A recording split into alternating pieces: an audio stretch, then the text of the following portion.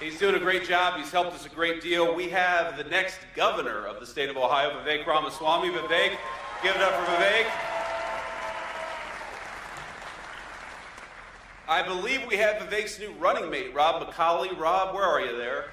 Hey, Rob, good to see you, man. Thank you for being here. And I see our great Secretary of State, Frank LaRose. Thank you, Frank. Now, Rob, I'll give you advice as a number two.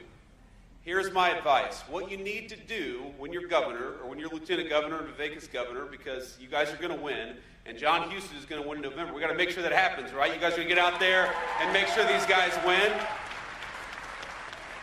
We're going to be with you every step of the way. But when Rob is lieutenant governor, the secret to being a successful number two is to take credit for every single good thing the administration does. And when anybody criticizes the administration, you can step back and say, that was not me, that was number one. That is how you be a successful lieutenant governor for the state of Ohio. That's my approach as vice president of the United States. And I see my dear friend, Jay Edwards, who's running for treasurer. Jay, it's good to see you, man. Thanks for everything that you've done for our state and our country. Now, I'm headed from here to Minneapolis, where we're going to talk with some of our ICE agents, talk with local officials about how we can turn down the chaos. And my simple piece of advice to them is going to be, look, if you want to turn down the chaos in Minneapolis, stop fighting immigration enforcement and accept that we have to have a border in this country. It's not that hard.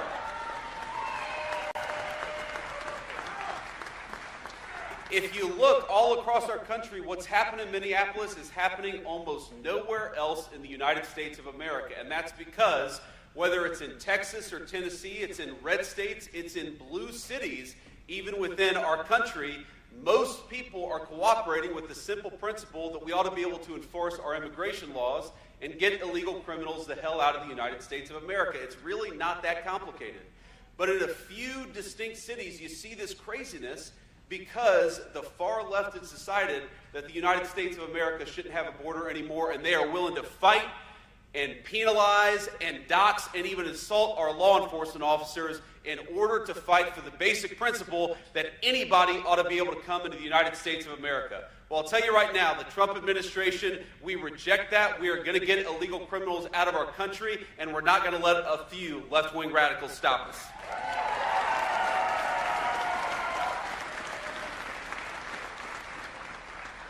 But I'm here in Toledo to talk about the great American comeback, and that is what I believe. We are 1 year in. We are 1 year in to raising wages for workers instead of declining wages for workers. We're 1 year in to $18 trillion of new investment for the United States of America instead of investment going to every other country but the United States of America.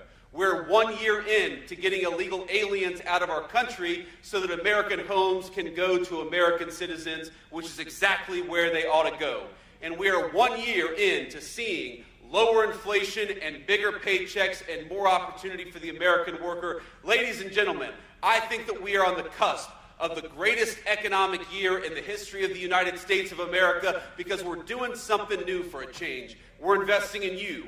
We're investing in American workers. We're investing in American businesses, and we're saying to everybody that the United States is open for business, but only if you invest in our great American people and our great American businesses. We are done with the old approach of shipping American jobs overseas and investing in everybody else. We're back to investing in the American worker, and we're not going to stop fighting for you until we return America to the true golden age of great American prosperity.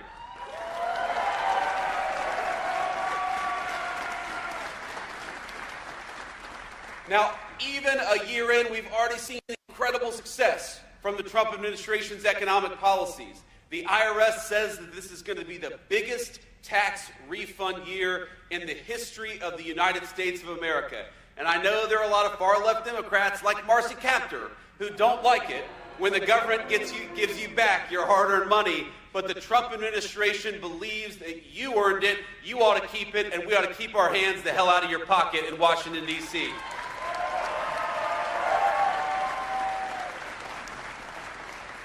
So why are we going to have the biggest tax year, the biggest refund year in the history of the United States of America? It's because the president, working with the Republican Congress, got no taxes on tips. It's because we got no taxes on overtime. It's because we got no taxes on Social Security. 3 promises that we ran on, 3 promises the President of the United States kept, and because of it, every single person in this room and every single person in the state of Ohio is going to benefit from it. That's what we said we were going to do. We were going to end the green energy scam and invest in American energy workers, and we did it.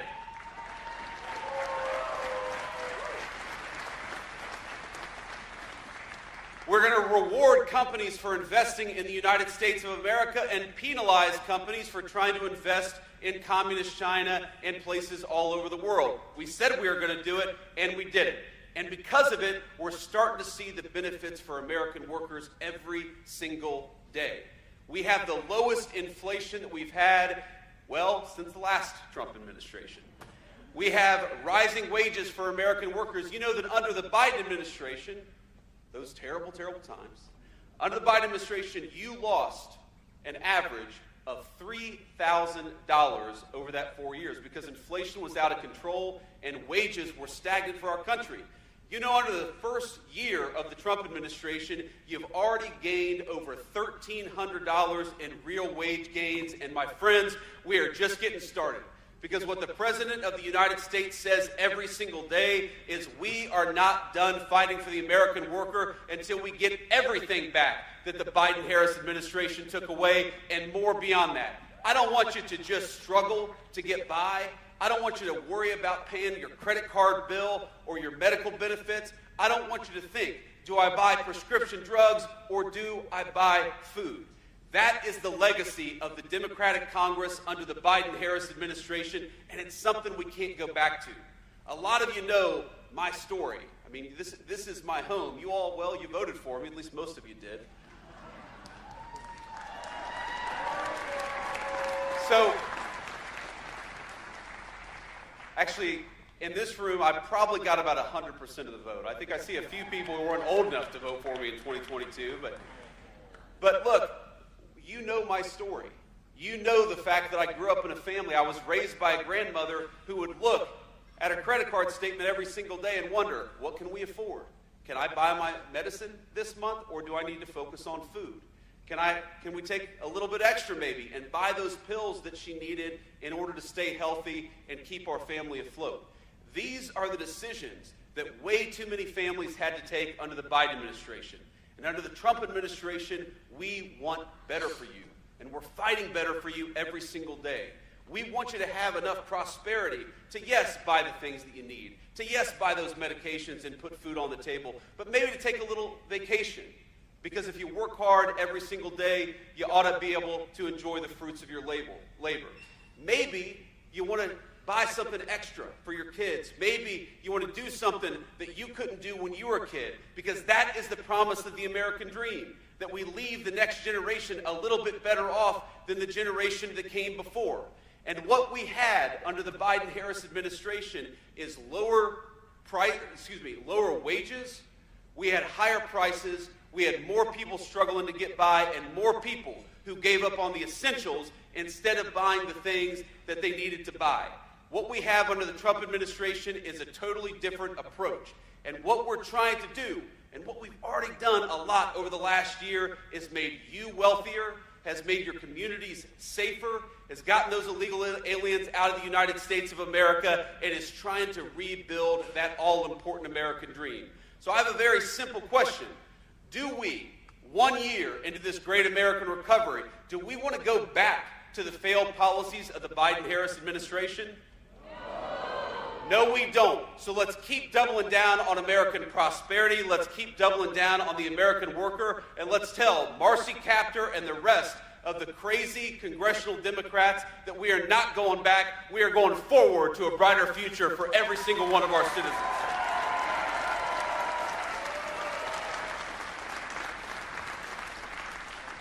You know, there are things the media doesn't talk about that I think are so important to highlight because they show real progress for the American people. Did you know that for 4 years under the Biden-Harris administration, Americans paid the highest prescription drug costs anywhere in the world? And we did it because we had an administration that refused to go to Big Pharma and say, this is ridiculous that you're charging 1/10 the price in England or in France that you are in the United States of America. So what did the president do? One of the first things President Trump did is he hauled these pharmaceutical executives into the Oval Office. He wasn't getting any help from Congress, though we certainly would have appreciated Marcy Kaptur helping us lower prescription drug costs, but we weren't getting that help. So what did he do? He brought the pharma executives into the Oval Office and he said, you are done forcing Americans to pay more for prescription drugs than any other country anywhere in the world. And so now, thanks to the president's leadership and thanks to the support of our congressional allies like John Huston, we have prescription drug costs coming down in this country for the very first time. Whether it's antibiotics or whether it's cancer drugs, whether it's the most advanced therapeutics that exist anywhere in the world, Americans are seeing lower costs. And they're going to keep on seeing lower costs because the President of the United States had the courage to fight for you rather than international pharmaceutical companies.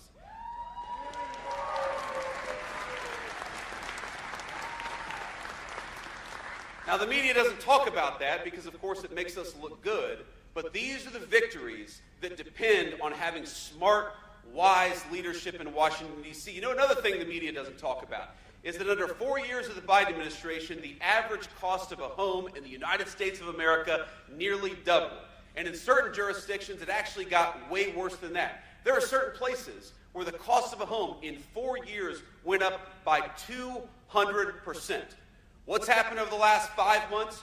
Rents have gone down over the past 5 months. And so though there's still a lot of work left to do, we're finally seeing more Americans being interested, especially our young families, being interested in buying a home for the first time. We're seeing those rents come down. We're seeing the cost of housing flatten out a little bit. And one of the biggest reasons is because on the one hand, we lowered the regulatory burdens to build houses in this country, while on the other hand, we got illegal aliens out of the United States of America who are taking American homes. That is how you lower prices. Focus on American workers and invest in American home building. You don't give all of our homes to illegal aliens. That is the legacy of the Biden-Harris administration.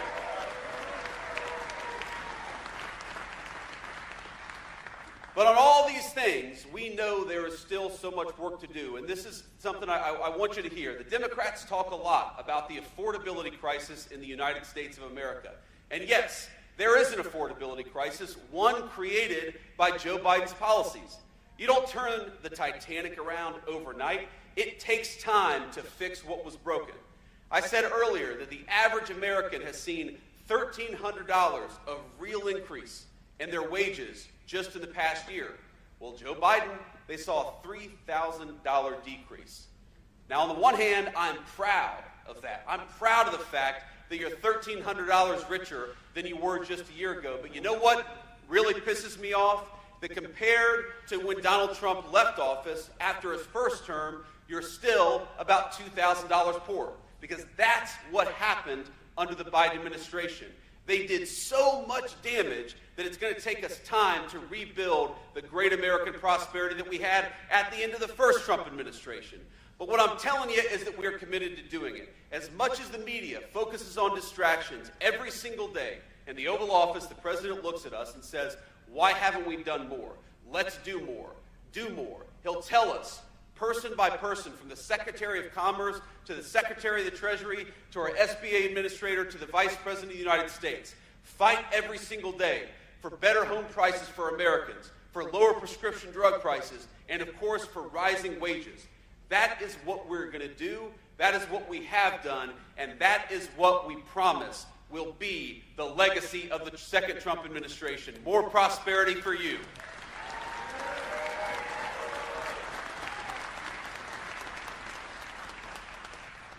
Now, I want to take a few questions from the media, but before I do, I just want to close with this thought. So, you know, growing up in Middletown, Ohio, which is pretty much due south on I-75, a lot of you probably spent time in Middletown in the same way that growing up I spent a fair amount of time in Toledo. The story of towns like Toledo, the story of towns like Middletown when I was growing up was one of decline. It was a story of factories closing down, of good people losing their jobs, of families that were fracturing under the financial stress that sometimes comes when people lose that access to a good job. That is not the future that we should expect for our children. We should demand better from our leaders. And that's exactly what the Trump administration is promising. Not a story where you open up the morning paper or you turn on the TV and you see a factory that's closed down, but you see a new factory that's being built. Not a story where your neighbor lost their job, but a story where your neighbor gets a new and better job because of what is being built right here in towns like Toledo. Not communities that are unsafe, where you get mugged or murdered walking down the street, but where every single person, rich or poor, black or white, can enjoy their God-given right to public safety in their own community because we're fighting for law enforcement as opposed to against law enforcement like the last administration.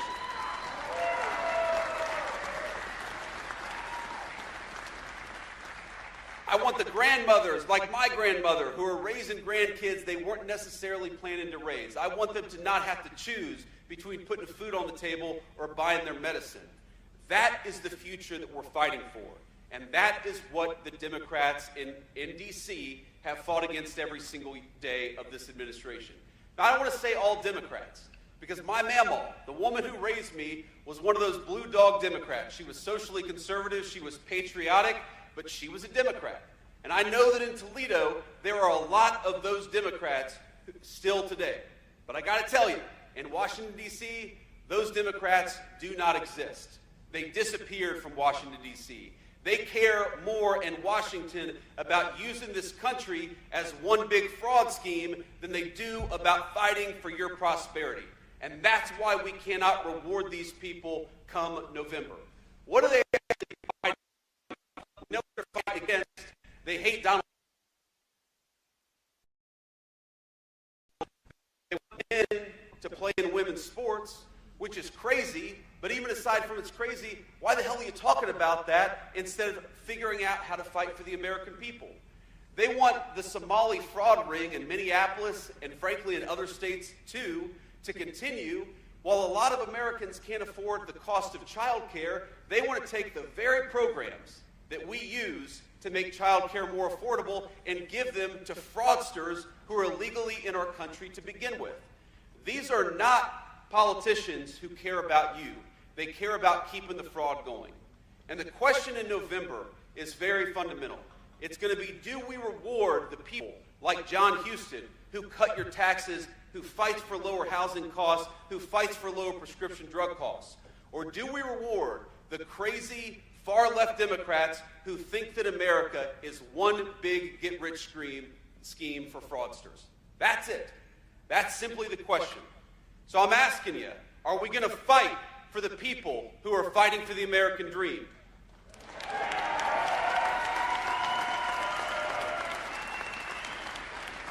Are we going to send a message to the far-left radicals that this country belongs to American citizens, not to illegal aliens? Are we going to fight for the American dream for people like my grandmother and people like your children every single day? So let's remember what we're fighting for this November. It's to have political leadership in this country that fights for the American people, that fights for the American dream. Don't forget it, my friends. Let's work hard. Let's elect these great candidates to higher office, because that's the only way we are going to send a message to the Democrats that this country belongs to Americans and that the American dream belongs to the citizens who built this nation. God bless you, and thank you for having me.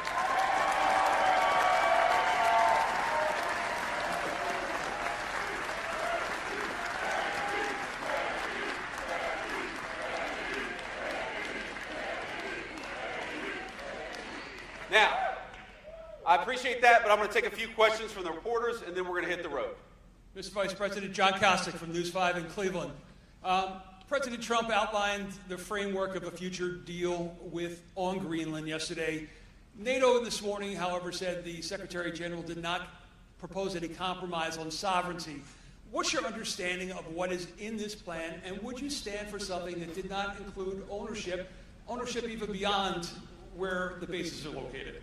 So John, first of all, it's good to see you again. John is, this is going to ruin his reputation among his liberal media peers, but John is one of my favorite journalists in the state of Ohio. He's a great TV journalist from Cleveland. And I used to joke with John that if he ran for high office, maybe back in 2012, 2013, he would have won because his name is almost exactly the same as John Kasich. And that if he ran in 2024, he would have got his ass kicked. So it's amazing how things change, John. But I see you're still doing great things on Greenland. First of all, we're here to talk about the great American comeback. And that's what the president is focused on. That's why the president went to Davos. You know why? Because he wants more investment from all over the world in the United States of America. You'll hear this number thrown out, $18 trillion of new investment. You know what that means? That means new factories. That means new plants. That means new oil refineries and new energy facilities in the United States of America. Because for so long, our government had the policy that we were going to invest in other countries. No. We want other countries to invest right here in the United States of America, and that's why the president went to Davos, to say that America is open for business, but America is open for business so long as you're building right here in Toledo and all across our great country. That is the message. Now, on Greenland, simple fact is Greenland matters to American national security because our entire missile defense relies on security in the Arctic. This is something the media who's obsessed with Greenland, they completely forget why Greenland matters. What if, God forbid, I'm not saying it's going to happen anytime soon, but what if a foreign country launched a missile at the United States of America? We would need control over the Arctic in order to shoot that missile down. Our entire missile defense system depends on that Arctic security. Meanwhile, the Chinese and the Russians and even the Danes who control Greenland admit that they want to control that facility. They want to control that island, that landmass. That would make us weaker. That would make our country more endangered. That would mean that if the president is negotiating with a foreign leader, he would have less leverage because they would be able to realistically threaten the sovereignty and the territorial safety of the United States of America. We're not going to let that happen. The negotiations with NATO are going fine. I believe, having seen this for the past year, that when the president sets his mind to accomplish something in negotiation, he accomplishes it. And fundamentally, NATO and the Danes and everybody else have to recognize the simple fact that this matters, not just to American security, but to world security. So we're going to keep on trying to make sure that we secure that landmass so that we can protect the American people as we've done and will continue to do. Thank you.